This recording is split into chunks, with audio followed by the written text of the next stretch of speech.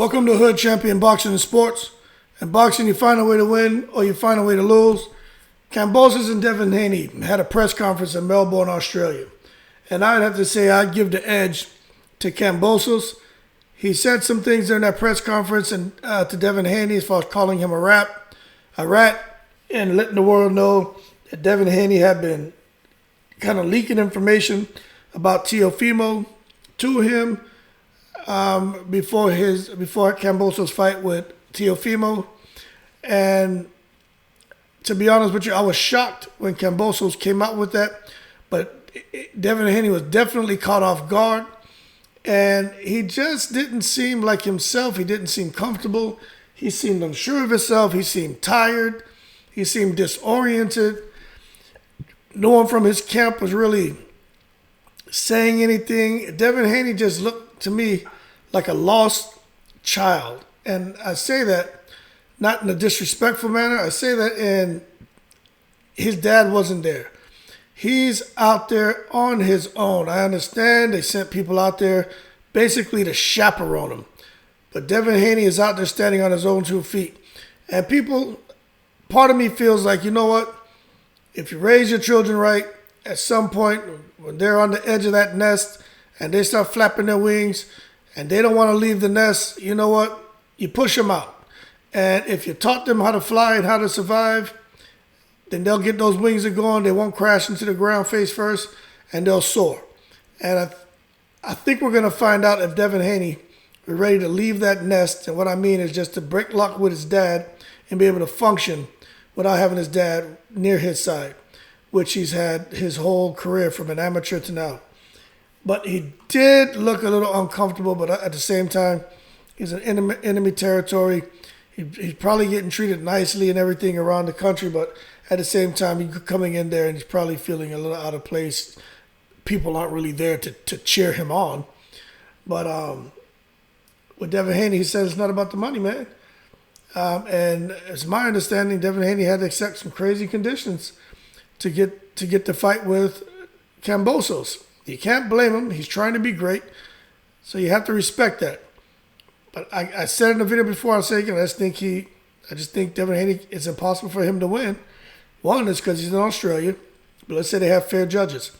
Okay, cool. But two, he's fighting the Australian Manny Pacquiao. Not saying the Australian Manny Pacquiao is necessarily going to beat him, but he's going to fight him back.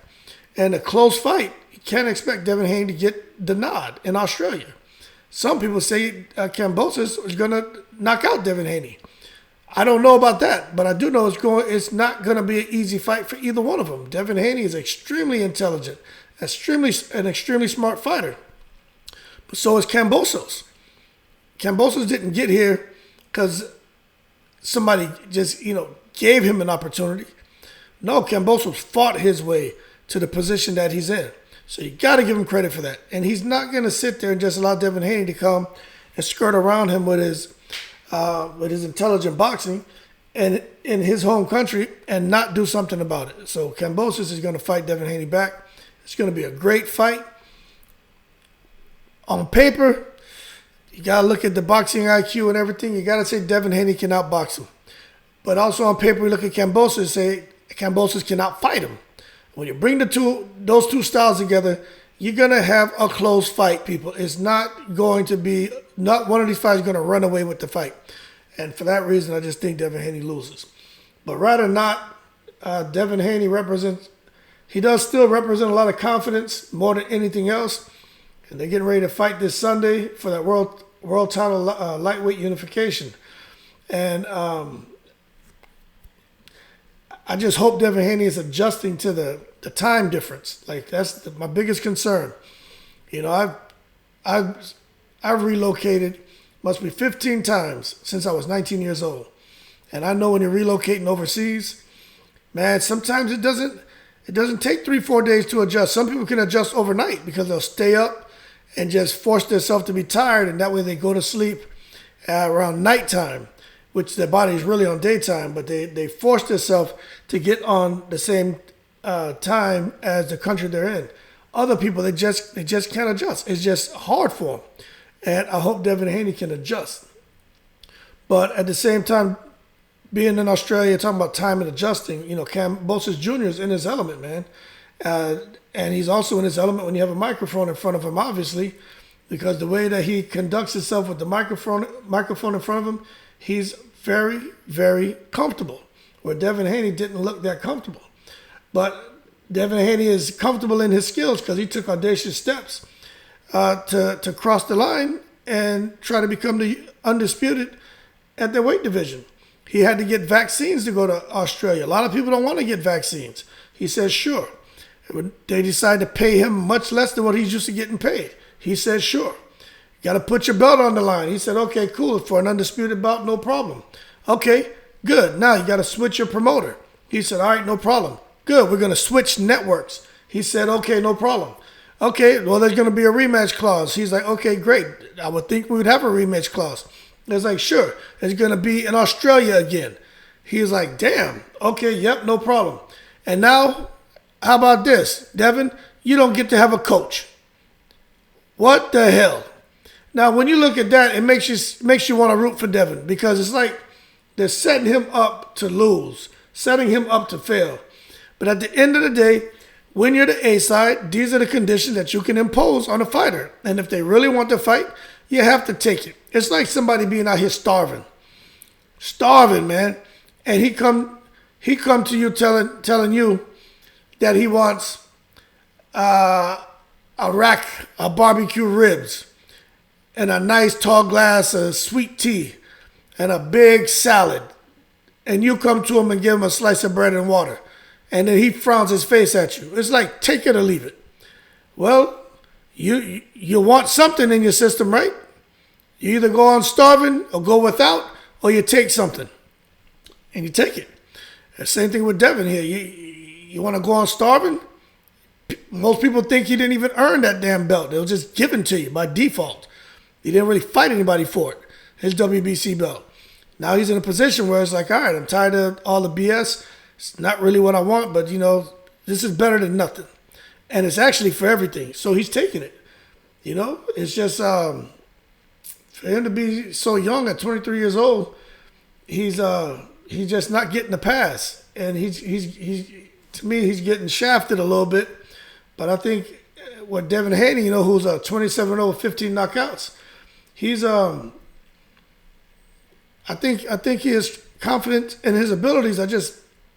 It's a lot of obstacles for him to overcome, Not just the first fight, the second fight, just coming back to the States if he wins, or even if he wins, or even if he loses, they have to come back to Australia. That means he had to come back to Australia a second time without his father if his father can't resolve his situation. So the situation that he's in right now is just going to basically be a replica going into the second fight, which just really sucks, in my opinion. But at 23 years old, and Devin's already on the path to greatness. He didn't have to accept those conditions, but he chose to, and you can't blame him right now for taking it. Same time, you really can't blame him if he had withdrawn from the fight, especially knowing his dad wouldn't be there. Like, I personally think he should have withdrawn from the fight, but he's confident in his abilities, and his dad is confident that he raised a good young man. And so Devin Haney decided to press forward. So there shouldn't be any excuses if Devin Haney goes out there and he loses. I think they know what they're up against. But Team Kambosos, man, they told him they could have whatever you want. And he said from the money to the location, all Devin Haney wants is fair judges. He just wants a fair playing ground, and that's all. And Frank Stia, who helped organize Haney's training program at Top Rank, he confirmed officiating remains the biggest concern, which is something I've been pointing out. Because you know how corruption is, you know how judging goes, you know how it is when you're in another country. You get a judge over there that scores a fight for Haney, and Haney wins off a split decision. That judge may not get out of Australia. They may kill him. And I'm not saying that Australians are those kind of people. I'm saying they have fanatics. When it comes to sports, especially in other countries, they have fanatics. They will hurt the ref. They'll hurt the player. They may even kill him. I don't know if you guys remember back in Colombia, it was during one of the, I think it was World Cup. I think the Colombian, he went to headbutt the ball, and he accidentally went into his goal. And when he went back home, someone had killed him. Now, I think somebody may have bet big money for Colombia to win or something. I don't know what happened, but they killed the man. So we all know how the hooligans are throughout Europe and just around the world when it comes to, well, I almost said football, but you guys know what I'm talking about, soccer. They don't play around. So now you're in Australia and you get a judge out there. Fortunately, the judge is not going to be local, but you just don't want you just don't want to be that guy who makes the call for Devin Haney, and now you're trying to get out of a stadium where it's going to be 40 to 70,000 people. Like that's not the guy who you want to be. But there's 3 judges on every fight and 3 different angles. So it is what it is, man. And we know that Devin throws a sneaky jab, George throws a sneaky jab. They both can throw a lot of punches. George probably throws more punches, but a lot of his shots hit gloves. Devin Haney's shots get through gloves because he's very selective, he's very accurate. But Devin Haney has a very good work rate as well. So we'll see, because Devin Haney doesn't want another situation like the Jeff Horn fight, where the Australian scored a controversial points victory over Manny Pacquiao in Brisbane, which we all know Pacquiao won that fight. But Devin's a great defensive fighter. A lot of punches that get thrown at him. He's very good at deflecting with his gloves. Now, one judge can see that, but 2 other judges might have a different angle. You know how that can go. And hit George hitting gloves and elbows and think that he's actually hitting Haney, like what we saw this weekend with Rolly Romero and Tank Davis. Before Rolly got knocked out, he threw that right hook. And I thought it hit Davis in the chin, but Davis caught it on his glove. But it looked like he hit him. Then he threw the shot again and got knocked out. But shots like that are very deceiving. But the judges up close, they have a better view, so hopefully we don't have that issue. But Devin's in a dogfight, and Devin's training has been nothing but dogfights. Ever since you can look at footage of him being out there in the doghouse in the Mayweather gym. So if the odds are stacked against him, Haney doesn't want more. If even with the odds stacked against him, Haney isn't worried about it, because what he wants more than anything is legacy. He's not doing it for money. He's not doing it for jewelry, the big house on the hill and all that. Devin has all that, and he's a big draw where he's from in Las Vegas. He has everything. Devin Haney hooking up with Eddie Hearn. Even before Eddie Hearn, his dad and them, they managed his career very intelligently. But hooking up with Eddie Hearn put a lot of money in Devin's pocket. A lot of money. At 23, this man doesn't have to do anything for the rest of his life or for the next generation. Like him and his dad got it right. But for you guys, I'd say think about it. If your coach and your assistant coach can't go down to get into country, man, would you take a fight if your coaches weren't there with you? No matter how confident they are, how confident you are, would you take that fight? But Devin's confident, man, and like I said, and like I always say at the end of my video, he's out there in the breeze, and he's not worried about it. So he's gone down under at 23 years old, putting his belt on the line for short money without his coaches, and he's still maintaining his confidence. He wants legacy, he wants the big fights. He even wanted Teofimo for a long time, Lomachenko, and those guys didn't want to fight him. Okay, that's not me making that up. It is what it is. And Haney, again, for the record, he's saying that it's legacy, not money that he craves. And he's agreed to everything that those guys wanted. And he didn't even argue, he said. He said he didn't get nothing their way. They just want to make the fight happen. So another network, another promoter, no promoter, no dad. He just doesn't care. All he wants is to get out there, fight, win, do the rematch again in Australia, win, and then he's off into the breeze. So Devin Haney, man, if he wins this fight and the rematch, he's going to be in the history books forever, because there's only been 6 people that did it, and he's looking to be the next. So he'll finally be king of the lightweight division, and he'll be able to cement his legacy. So for him, got money, legacy, everything that he wants.